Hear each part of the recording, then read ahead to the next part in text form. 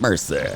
Your brother from the gutter, the slick one back behind the wood for the open bar. May 15th, Wednesday night, Thursday morning. Of course, I'm back. What else do I have to do? You know, what am I going to do? Rob convenience stores? I got to have some kind of fucking hobby here. So this is just a little bit safer. The open bar, it's been a little while. It's been a little bit. I wanted to wait until after the Bills' schedule was announced, which it was earlier today. By the way, you hear that in the background? The Beastie sawing toothpicks. I got to deal with that every day. So the Bills' schedule released. Oh, but before I get to the Bills' schedule, my old company that I worked for, their stock got below $1 a share. So they booted them off the stock market. But hey, you know, I will say they do know how to run a company into the ground. The Bills' schedule has been released today, and it's a real humdinger. A lot of 4 o'clock starts. I think I counted 5. There's like 5 nationally televised games. Yeah, there's a few boring 1 o'clock games, but most of them, for you people that like to go out and really tie, you know, like fucking tie one on a Friday night. Yeah. Or a Saturday night. You people know who I'm talking about. You want to sleep in a little bit on Sunday, you can do it. Catch the game at 4:25. And the thing I like the most is there were a lot of assheads out there clamoring for, wouldn't it be nice if we can have a game on Christmas? Wouldn't that be nice? Wouldn't that be nice if we can have a game on a holiday? No, it wouldn't be nice because, listen, holidays are a pain in the ass as it is. You know, can you imagine like you're trying to watch the game and you got all this chaos going around you? Can you carve the turkey up?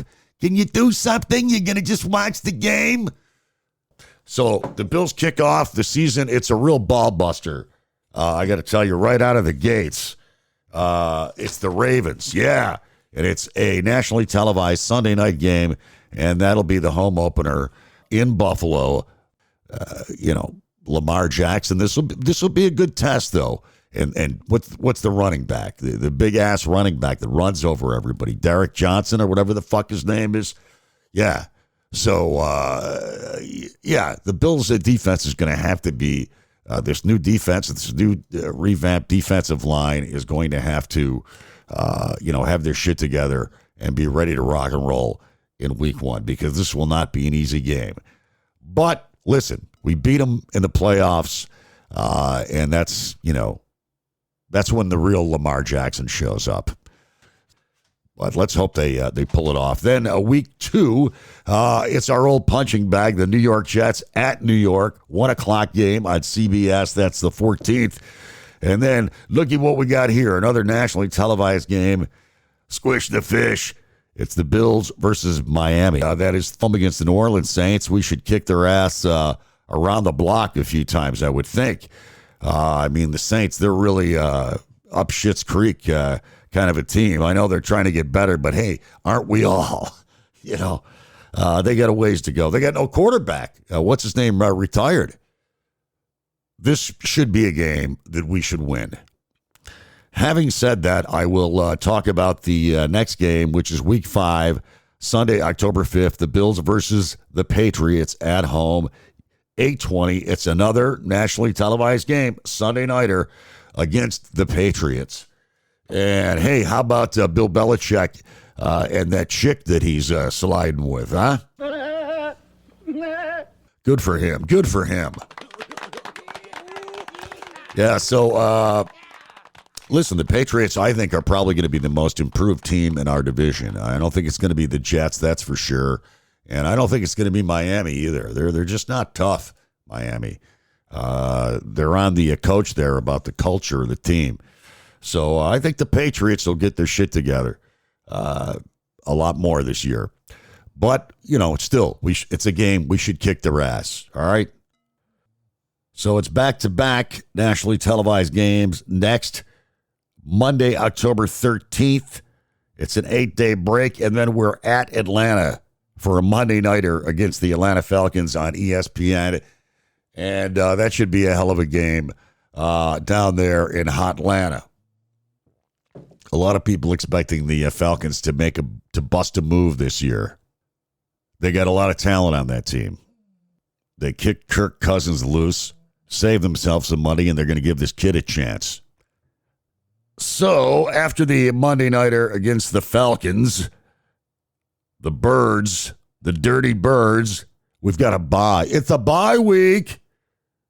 Week 7, which is cool because a lot of times I don't like it when they put the bye week too early in the season or because you don't need it then, or too late in the season when you're too fucking beat up and you should have had it 3 weeks before that. So week 7 is perfect. And then we come back week 8 against the Panthers, 1:00 on Fox. That sounds like a real sleeper. Then we've got our old nemesis, our old arch enemies. Yeah, you know them, you love them. You can't live without them. The Kansas City Chiefs. That is going to be a 4:25 kickoff. A lot of folks will be watching that one in the country. Bills versus Chiefs, 4:25 p.m. That is a CBS game. And I'm thinking we always beat the Chiefs during the regular season, and then they always beat us in the playoffs. So maybe we should lose in the regular season, and then that means we'll beat them in the playoffs. I don't know. Maybe it's worth a try. Or we just kick their ass around the block for drill twice, huh? We just do it twice. Piss on them. If I got to watch that walrus and any more TV commercials, Andy Reid, Andy, eat some celery. You fat bastard. It is out of sheer morbid curiosity I'm allowing this freak show to continue. All right, so after we blacktop the Chiefs, we are on the road in sunny Miami, 1:00 game, November 9th. And I would imagine there'll be, well, there always is, but there'll be a lot of Bills Mafia folks wanting to get away in November. Actually be better if it was in December, I guess. But, looking to get the fuck out of Dodge. It'd be good if it was in February, the Miami game. But unfortunately, we don't play in February. Only hockey plays 10 months a fucking year. They're still playing hockey. It's almost June. And then training camp starts in like July or August or some shit, like they're off for 1 month. It's crazy. Too much. Unless you're a hockey puck, as Don Rickles used to say, huh? You're goddamn right. And then they are back home against the Bucks. 1:00 game on Sunday, November 16th. That's week 11. And, hey, the Bucks are no slouch, man. That's a good team. So that could be a real entertaining game, I would think. Or maybe not. Maybe we just stomp them. Maybe we just turn their family jewels into worthless heirlooms. Maybe that's what happens. I don't know. I don't have all the answers. And then the Bills are on the road again. On the road again. I just can't wait to get on the road again. Music with my friends on the road. So, yeah, the Bills on the road again against the Texans. And that is another prime time game. Prime time. Thursday nighter, November 20th is the date on that one. Bills at Texans, 8:15. Week 13, the following week, we are, we're still on the road. This time it's a little bit closer at Pittsburgh for a 4:25 kickoff on CBS. And then week 14, this will be a good one. December 7th, the Bengals at home against the Bills. Another 4:25 kickoff. That's the 3 I've counted so far. And then we're back on the road with a trip down to New England to stop the Patriots, hopefully. 1 o'clock game on CBS. Staying close to home, it's our old party friends down the thruway in Cleveland. The Browns fans, the Bills and the Bills at the Browns. You know, that's going to be a fun game, man. It always is. The fans in Cleveland is nuts. You know, the Browns fans, the Bills fans are nuts. It's a close game, always an entertaining game, and I think this one will be too. Then it gets scary. Another home game, this one against the Eagles. There's some cool games to see. I mean, some teams you want to see at home this year. The Eagles, 4:25. What is that, the fifth 4:25 kickoff game?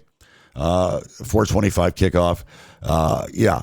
And then the final game, the Jets, and that is to be announced for Week 18. We wrap things up against the Jets.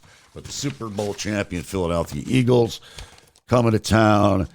You've got, who else? The Ravens coming to town. You got some good teams. The Buccaneers, a team you normally don't see. The Bengals, people are going to be amped up for that one. So there you have it. There is the Bills 2025 schedule. There's some hairy games in there, but then, there's some games we should win. What are we going to, what do you think? 10, 12, 13, 14? How many games are we going to win this year? And are all these moves they made in the draft, are these people going to have an impact? The corner, they drafted number 1. And then all those defensive line kids they drafted. Hopefully they can breathe some life into this defense because they definitely need it. They're eating the dog. And at this point on the Slickcast, we would like to remind you that if you experience any swelling of the anus or genitals, we are not responsible. So Donald Trump, he's, I'll tell you, he is such a great salesman. He's out there, hanging out in his, Middle Eastern tour. He's going to Qatar. He's going to the Emirates. He's going to Saudi Arabia. They're rolling out the red carpet for it, kissing his ass. He loves that. And they're like buying this guy. I mean, usually the president will start out going to fucking, see our allies in Canada, England, France or something. No, Trump, he's off to, he's out to hang out with the dudes that got the money, right? So they're already talking there's going to be a new Trump golf course built in Qatar, which, of course, you've heard, unless you live under a rock, that they are giving him a $400 million jet, or they want to. Yeah, a lot of people are, freaking out about it. But, I mean, it's Trump. Did you expect, what do you expect? Of course he's gonna want to take it. But, I mean, it's so lame. We're the United States. We should have the best plane. He's like such a fucking child. That's important. That's why we're the United States, because we should have the best plane, instead of we have the best character or whatever. He's so superficial. He's such a fucking twat. I don't know what people see in him. So I guess Eric and Donny Jr. have been crisscrossing over in Saudi Arabia, United Arab Emirates, Qatar. They've been there setting up deals for the old man. And, of course, unless you're living under a rock, that, they gave him a $400 million plane. And people are on both sides are like, you can't take that, man. I mean, you're take a plane. Trump's like, well, yeah, they're building they're supposed to have new planes for me, but they're not ready yet. And this is a nice plane, and, why not take it? He wants a new plane. And who cares that it's not a United States plane, that it looks like a fucking bribe, because it is. It was funny, one of the spokesmen for the Qatar said, we're just doing what we think is right for our country. If it's illegal in your country, that's up for you to enforce those laws. It was like, wow. But they're saying this plane, if he keeps it, it would cost $1 billion. It's so stupid.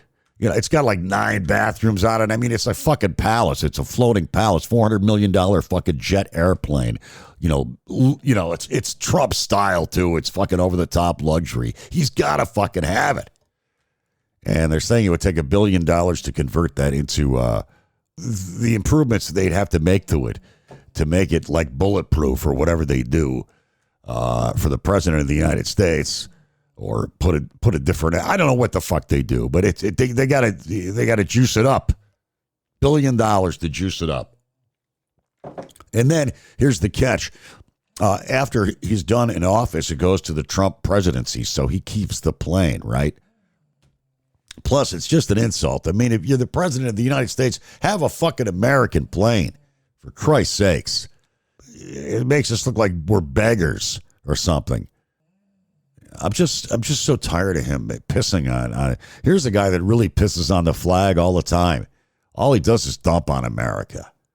It's only great if he makes it great. I mean, you got to be not too tethered to reality to believe that. So, anyways, the kids have been crisscrossing the United Arab Emirates, Qatar, and Saudi Arabia the last few weeks. There's going to be a new 18-hole golf course built. Okay, I don't know if it's Qatar or Saudi Arabia. And then, what else? They're building a hotel and luxury resort with the Trump name blazing on it. Oh, you know, that gives Trump a hard on. You know, he gets wood on that. And what else? Oh, $2 billion they're going to invest in his crypto coin, the Donald Trump crypto coin. They've already pledged that. So it's just, you know, you're talking about Hunter Biden. Like, he maybe made a couple million or whatever he did. He blew it all on drugs and hookers, you know, but it wasn't anything like this. I mean, we're talking billions of dollars here with the Trump crime family. I mean, they take shit to a new level. They really do.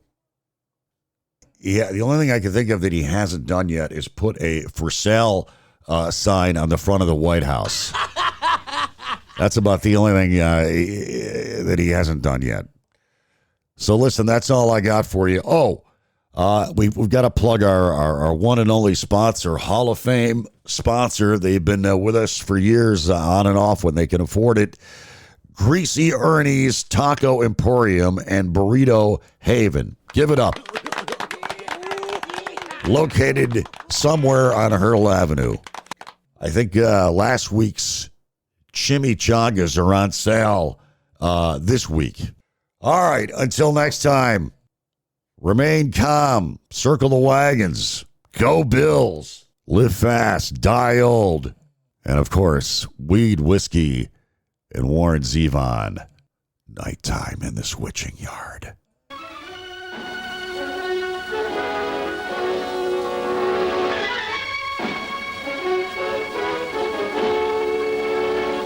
Hail to the king, baby.